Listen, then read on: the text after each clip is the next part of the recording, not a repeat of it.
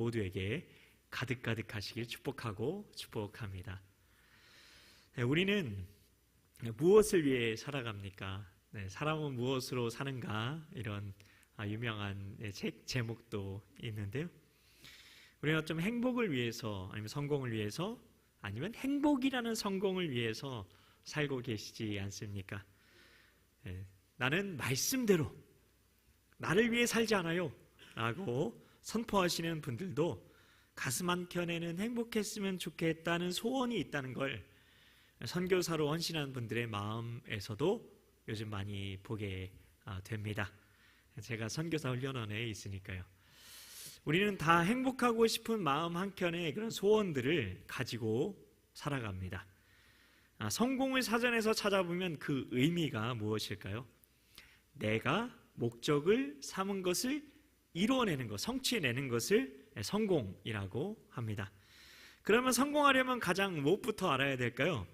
내가 목적으로 삼은 것을 이뤄내는 거니까 목적이 무엇인지 확실히 정해야 되는 거겠죠. 그렇게 목적을 정했으면 목적을 이루기 위한 과정을 일상 속에서 살아내야 하는 거죠. 목적이 무엇인지 모르면 성공할 수 없으니까 열심히 살아도 그 노력도 시간도 헛수고가 되어 버리겠죠. 그럼 반대로 목적을 확실히 정했어요. 그러면 어떤 어려움이 온다 해도 그 목적을 이루는 게 행복이니까 어떤 어려움이 와도 기뻐하면서 일상을 버텨낼 수 있겠죠. 그런데 이 목적에 문제가 있는 인생을 우리가 살고 있다면요, 그러면 우리는 결코 행복에 도달할 수 없겠죠. 성경에서 그 목적을, 이것을 목적으로 삼아 행복하다고 말하는 그 목적지를 향해서 내가 가지 못하고 있다면 절대 행복할 수 없는 거니까요. 어쩌면 우리는 경쟁 지향적, 목적 지향적, 승리 지향적, 효율 지향적, 속도 지향적으로 일하고 있을 뿐일 수도 있다는 겁니다. 삶은 무언가 내가 이루어내서 행복해지는 게 아닙니다. 삶은 존재 자체를 누리는 것이 목적입니다. 행위를 통해 내가 목적하는 바를 이뤄내서 내가 성공할 자격이 있다는 것을 입증하는 게 인생이 아닙니다. 그런데 우리는 지금 이 순간 내 존재의 아름다움과 가치를 누릴 만한 여유가 전혀 없는 것처럼 보이는 겁니다. 설사 있더라도, 그런 여유가 있더라도 그건 목적 지향적인 삶을 살아가느라 지친 몸과 마음을 힐링하는 것일 뿐 하나님 안에서 내 존재 자체를 누리는 안식은 아닌 겁니다.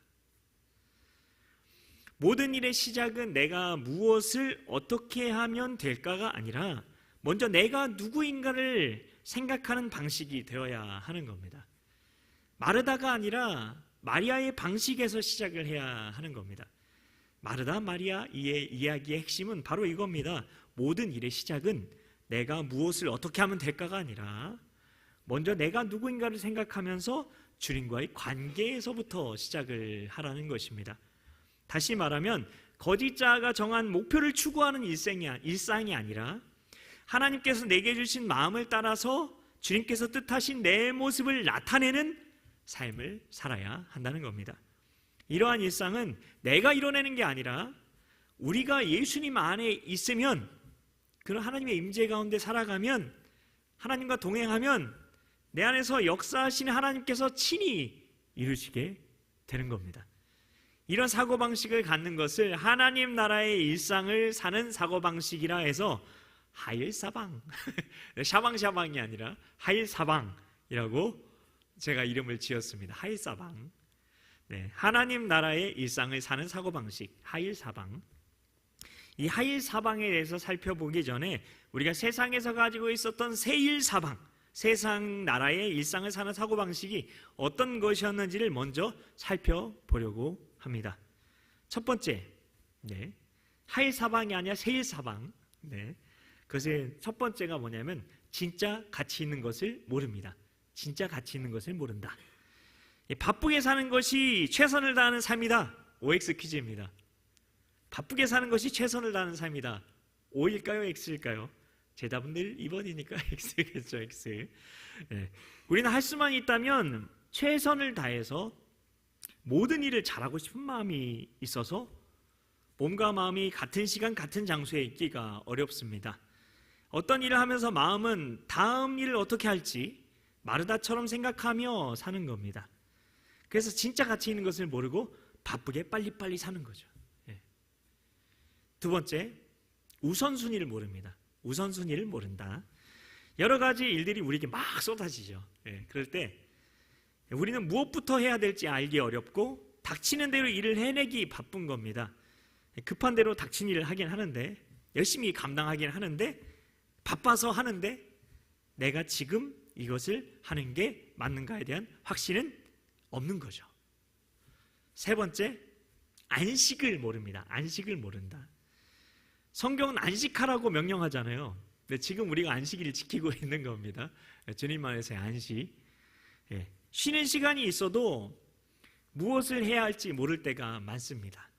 어떤 경우에는 쉬는 것도 스트레스가 된 경우도 있습니다. 그러면 이미 스트레스 중독일 수도 있다는데요. 아무것도 하지 않는데 스트레스를 받으면 스트레스 중독에 시달리는 거랍니다.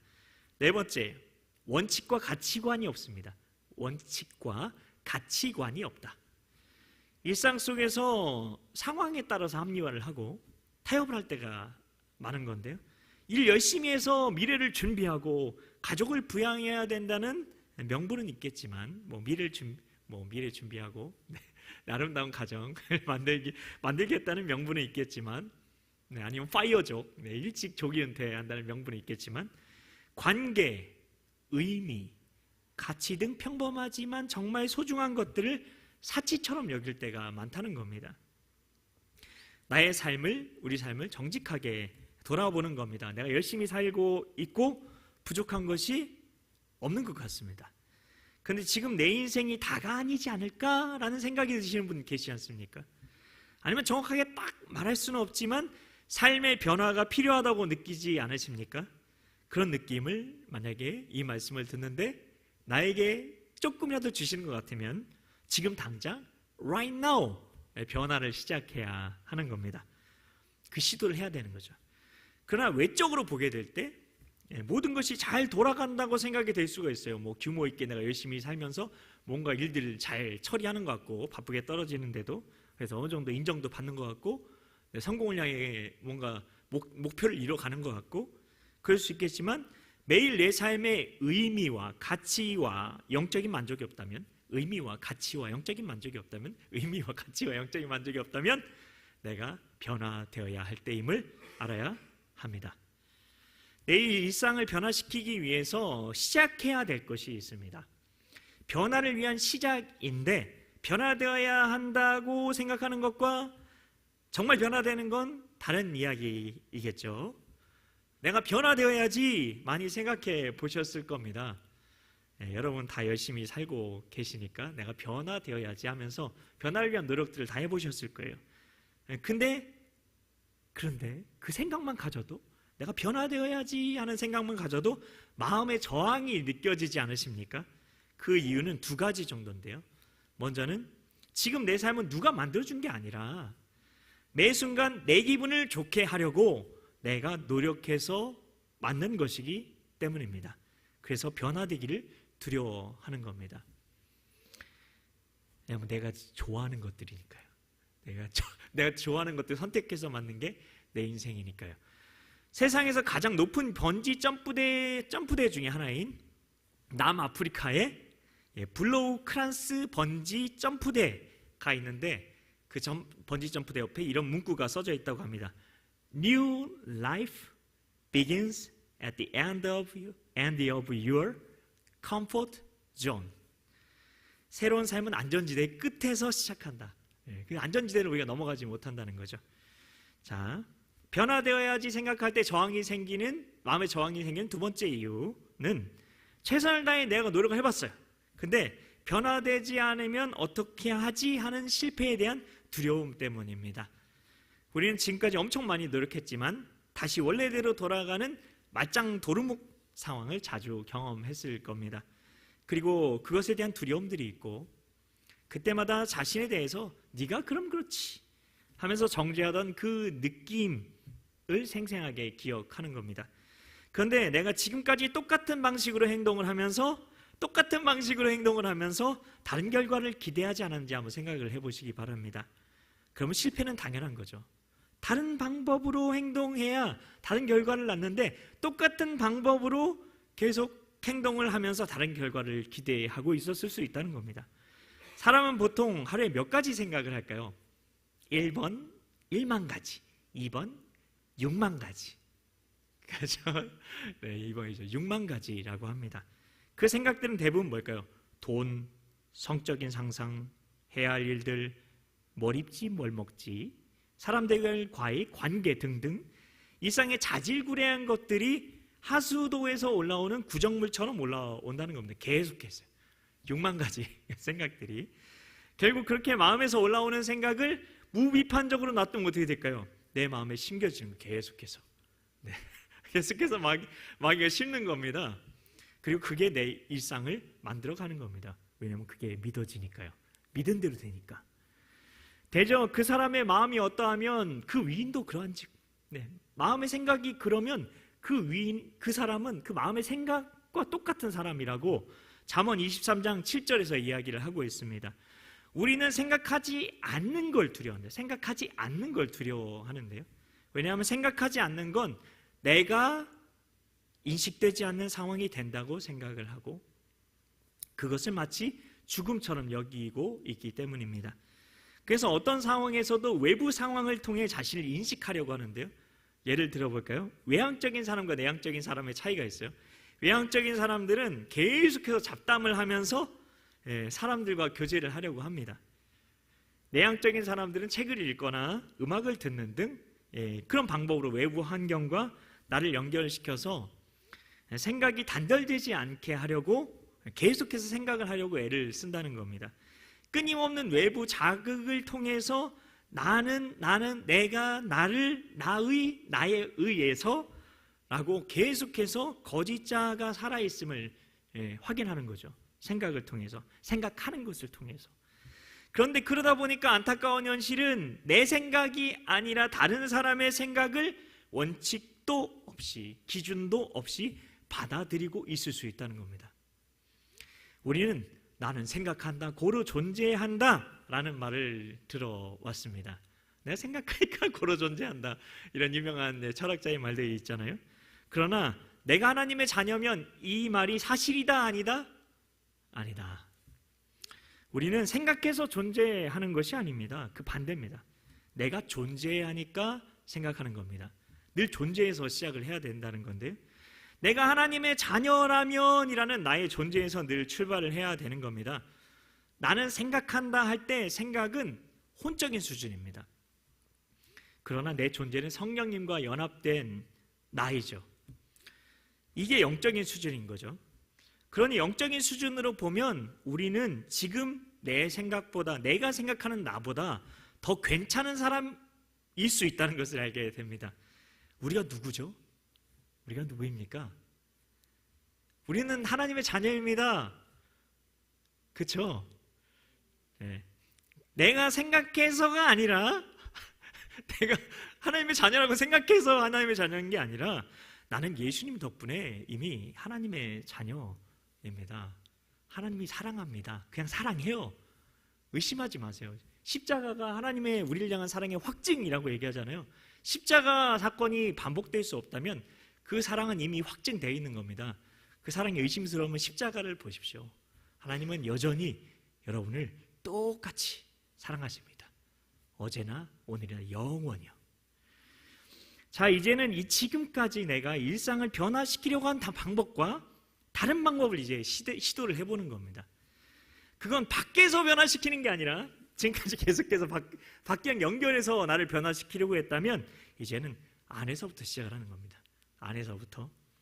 지금까지 한번 내가 기도한 내용을 한번 생각을 해보세요. 예를 들면 주님, 지금 제 삶을 변화시키기 원합니다. 더 이상 이렇게 살지 않길 원합니다. 이 잘못된 습관에서 벗어나길 원합니다. 도와주세요 주님, 헬프미, 이렇게 기도해 왔을 수 있습니다.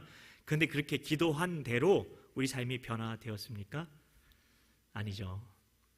많은 사람들도 간절하게 끈질기게 기도했지만 삶을 변화시키지 못한다는 겁니다.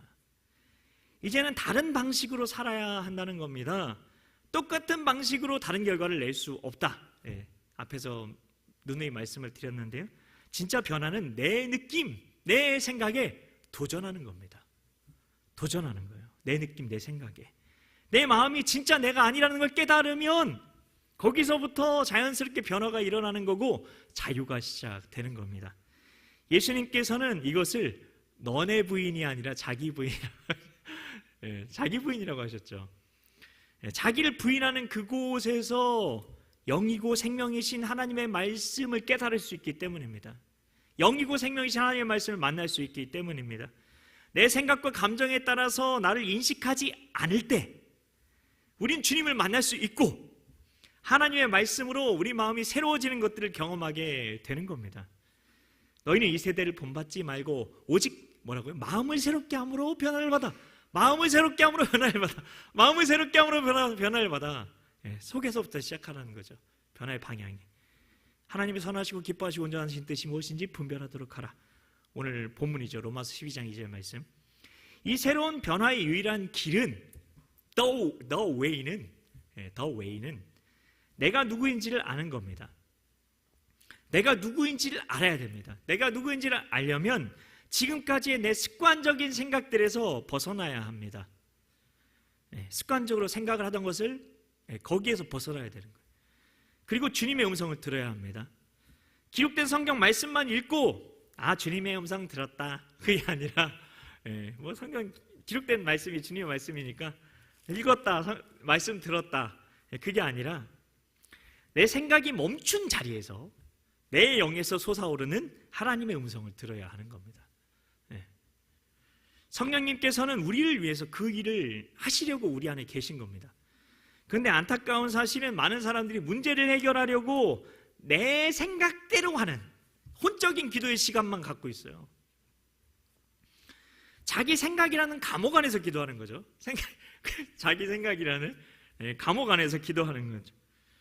하나님 나라로 침노해서 내게 임한 하나님 나라 안에서 기도를 해야 되는데 그렇지 못하는 겁니다. 새로운 삶을 위한 진짜 기도는 내 생각이 멈추어야 합니다. 그것을 위해서는 거룩한 낭비의 시간이 필요할 수도 있어요. 왜냐하면 낭비되는 시간 같아서 낭비되는 시간 같거든요. 근데 그냥 낭비되는 게 아니라 뭔가 하나님 안에서 하나님 뜻 안에서 낭비된다 해서 거룩한 낭비의 시간 이렇게 이런 영성 운동가들이 이야기를 하는데요. 그래서 주님 앞에서 하나님의 음성을 듣기 위해 머무는 시간을 가져야 된다는 건데요. 그러다 보면 졸기도 해요. 꾸벅꾸벅 졸기도 하고 그날 졸다가 끝나기도 해요. 그냥 아무 소득 없이 뭐 돌아가게 되는 것 같은 그런 시간들을 겪게 되는데요. 근데 이 시간들이 필요하다는 거예요. 왜냐하면 내 생각을 멈추는 시간이잖아요. 이에 예수께서 제자들에게 이르시되 누구든지 나를 따라오려거든 자기를 부인하고, 이 자기를 부인하라는 건 자기 마음을 믿지 말고 마음을 새롭게 함으로 변화를 받아 라는 뜻입니다. 그리고 자기 십자가를 지고 나를 따를 것이니라 라고 이야기를 합니다. 마태복음 16장 24절 말씀이죠. 흔히 우리가 아름다운 음악을 들을 수 있는 것은, 아까도 찬양 너무 아름다웠죠. 아름다운 음악을 들을 수 있는 것은 음표와 음표 사이의 침묵 때문이라고 합니다. 이 침묵 없이 만약에 음표가 덕지덕지 붙은 오선지를 한번 생각을 해보세요. 여러분 막 이게 음표를 덕지덕지 붙은 거를 연주한다고 생각해 보세요. 그 악보를 연주하면 소음이 되겠죠. 이처럼 우리 마음의 생각에도 멈춤이 있어야 됩니다. 얼마나 여러분 생각을 멈추고 주님 앞에서 잠잠히 있는 시간을 가져보고 계십니까? 그 주님의 임재의 그 안에서 시간과 공간도 끊어진 것 같은 그 영원에 연결된 시간과 장소 가운데 주님을 만나고 주님의 음성으로 마음이 새로워지는 것들을 경험해야 한다는 겁니다. 생각이 끊어진다는 것은 나는 생각한다, 고로 존재한다는 말처럼 나라는 자기 의식이 사라졌다는 걸 의미하는 겁니다. 그 지점은 영원한 하나님을 만나는 이 땅의 천국이라고 볼 수 있어요. 그때가 우리가 말하는 카이로스의 때인 거고요. 뜻이 하늘에서 이루어진 것 같이 땅에서 이루어지도록 하나님의 영광이 임한 때입니다. 그러면 자, 세일 사방은 살펴봤으니까 하일 사방에 대해서 조금만 나누고 말씀을 마칠게요. 하나님 나라의 일상을 사는 사고방식 하일 사방. 자, 이 말을 한번 따라해 보시겠어요? 예수님 안에 들어가지 않으면 결코 마음 밖으로 나올 수 없다. 예수님 안에 들어가지 않으면 결코 마음 밖으로 나올 수 없다. 이 말을 가슴에 심는 시간이 되셨으면 좋겠어요. 이것만 가슴에 심고 가시면 돼요. 다른 거 다 잊어버리셔도.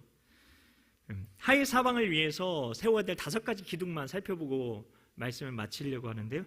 첫 번째 기둥은 새로운 피조물이라는 의식을 갖는 겁니다. 새로운 피조물이라는 의식을 갖는다.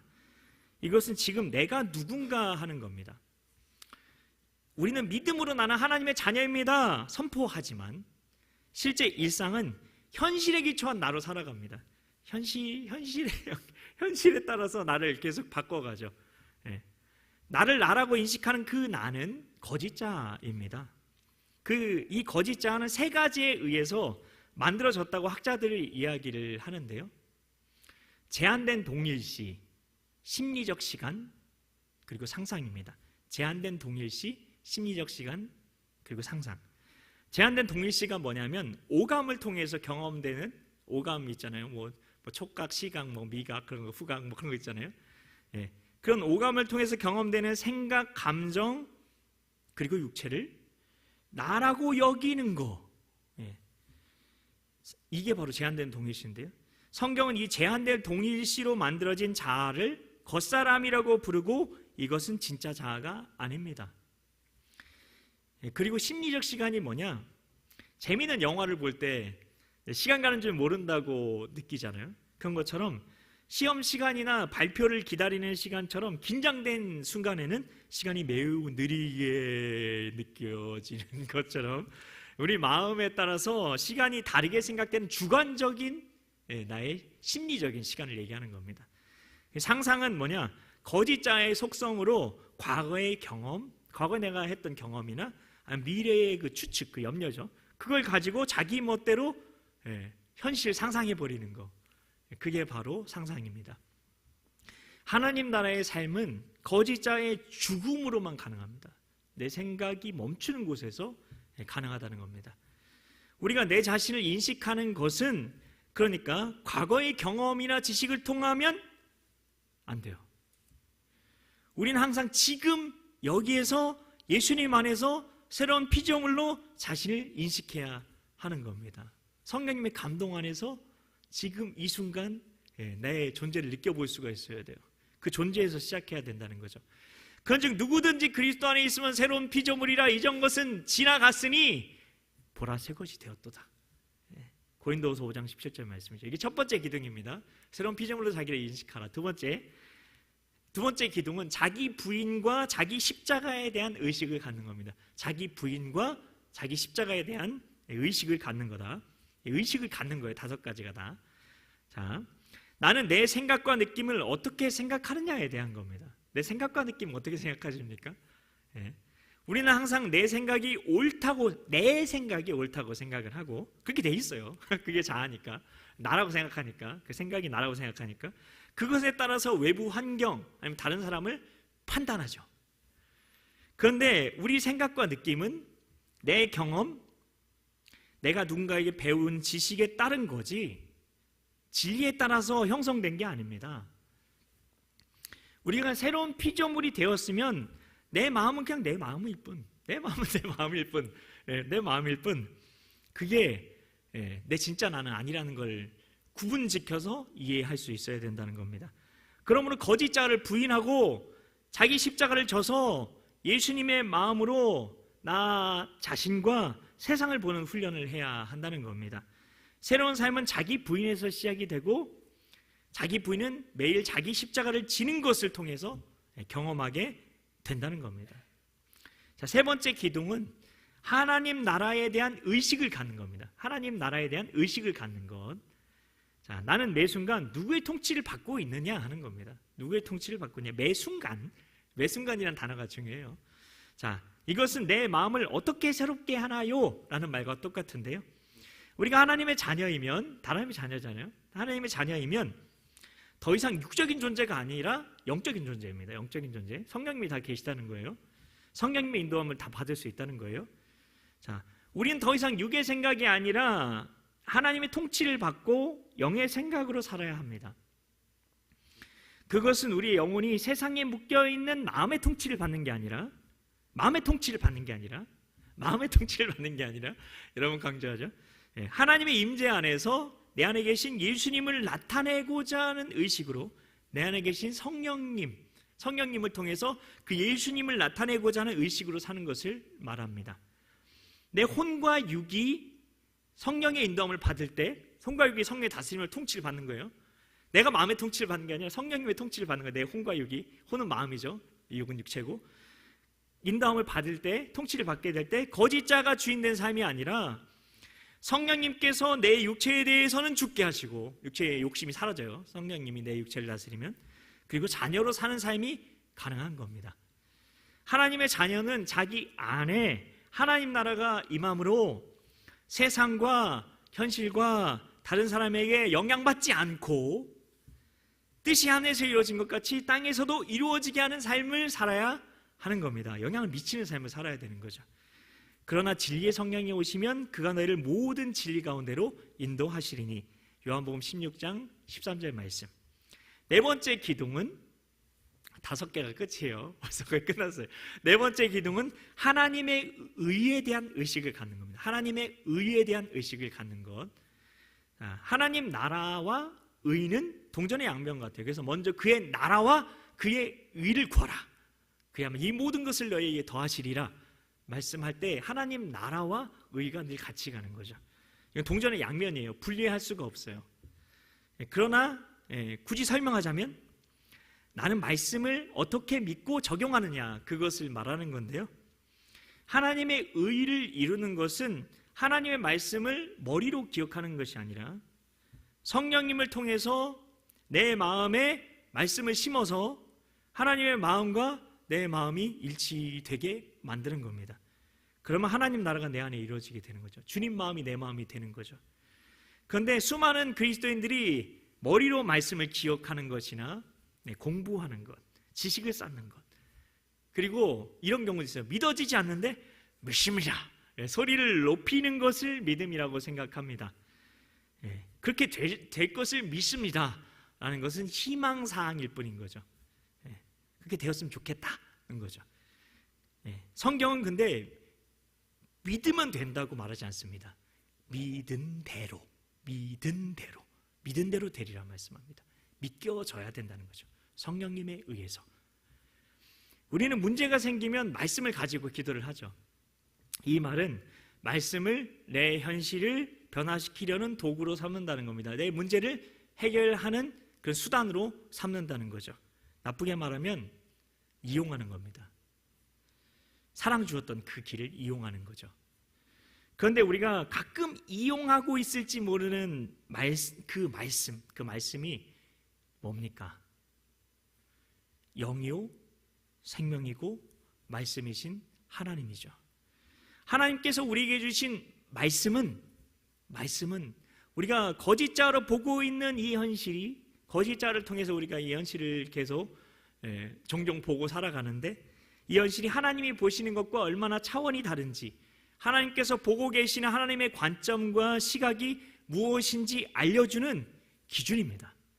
그래서 말씀을 노모스라고 얘기를 해요. 기준이다, 시금석이다, 그렇게 얘기를 하는데요. 그래서 말씀은 내 현실을 변화시키려고 주신 것이 아니라, 문제를 해결하려고 주신 것이 아니라 현실을 내 방식대로 보는 마음을 변화시키기 위해 주신 것입니다. 다시 말해 뜻이 하늘에서 이루어진 것 같이 땅에서 이루어지게 하기 위해 주신 게 말씀입니다. 하나님의 뜻에 내 마음이 일치되어서 의롭다함을 받게 됐을 때, 이게 하나님의 의라고 얘기했잖아요. 그럴 때 심겨진 그 말씀대로 나의 일상에서 말씀의 실체를 보게 되는 겁니다. 또 이르시되 하나님의 나라는 사람의 씨를 땅에 뿌린 것 같으니, 성경에서 씨는 늘 말씀인데요. 그가 밤낮 자고 깨고 하는 중에 씨가 나서 자라되 어떻게 그리 되었는지를 알지 못하느니라. 마가복음 4장 26절 27절 말씀. 그러므로 모든 더러운 것과 넘치는 악을 내어 버리고 너희 영혼을 능히 구원할 바 마음에 심어진 말씀을 온유함으로 받아라.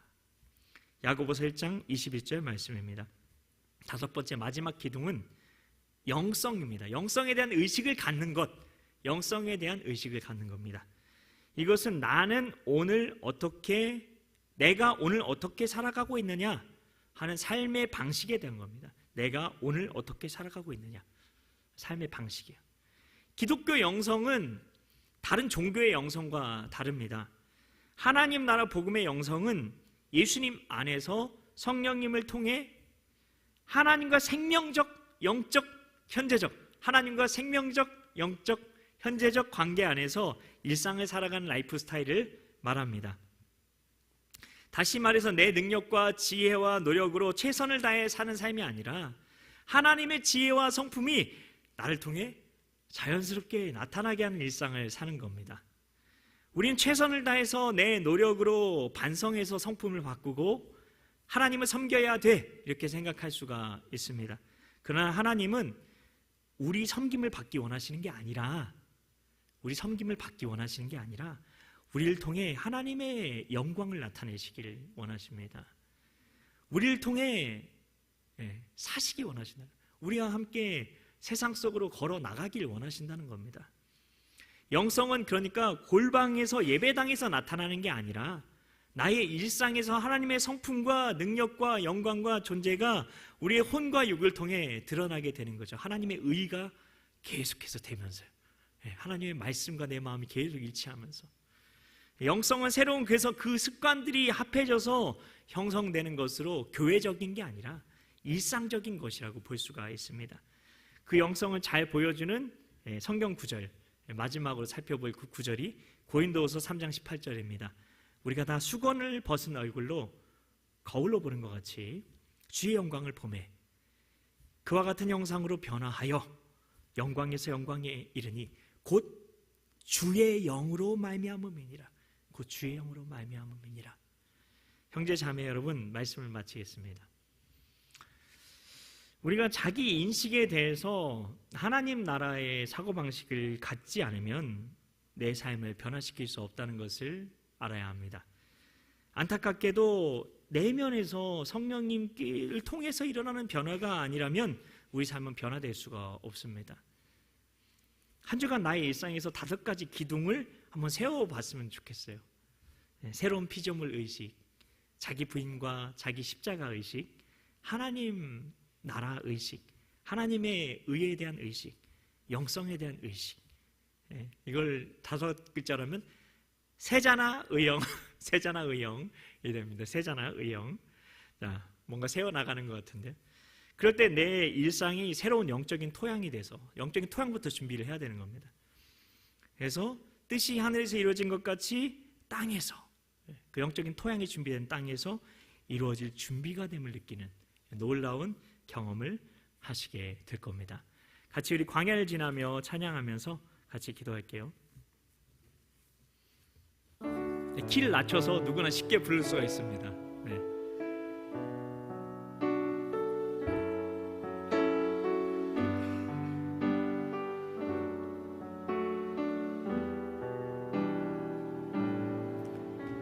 왜 나를 깊은 어둠 속에 홀로 두시는지, 어두운 밤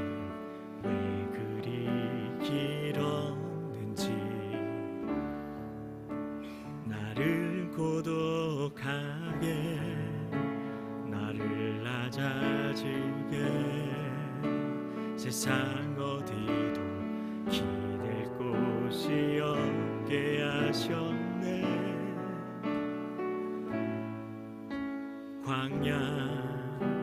광야에 서 있네. 주님만 내 도움이 되시고 주님만 내 빛이 되시는, 주님만 내 친구 되시는 광야. 주님 손 놓고는 단 하루도 살 수 없는 곳 광야. 광야에 서 있네. 왜 나를 깊은 어둠 속에 홀로 두시는지, 어두운 밤은 왜 그리 길었는지, 나를 고독하게, 나를 낮아지게, 세상 어디도 곳이 없게 하셨네.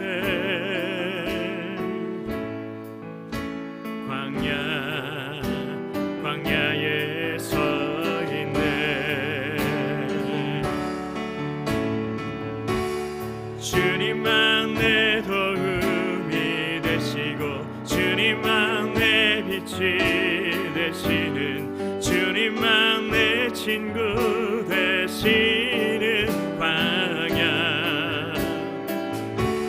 주님 손 놓고는 단 하루도 살 수 없는 곳 광야.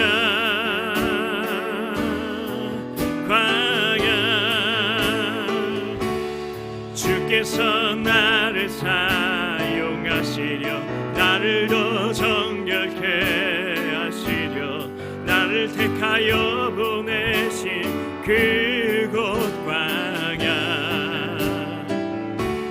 성령이 내 영을 다시 태어나게 하는 곳 광야. 광야에 서 있네. 내 자가 산산이 깨지고 높아지려 했던 내 꿈도 주님 앞에 내어놓고, 오직 주님 뜻만 이루어지기를, 나를 통해 주님만 드러나시기를.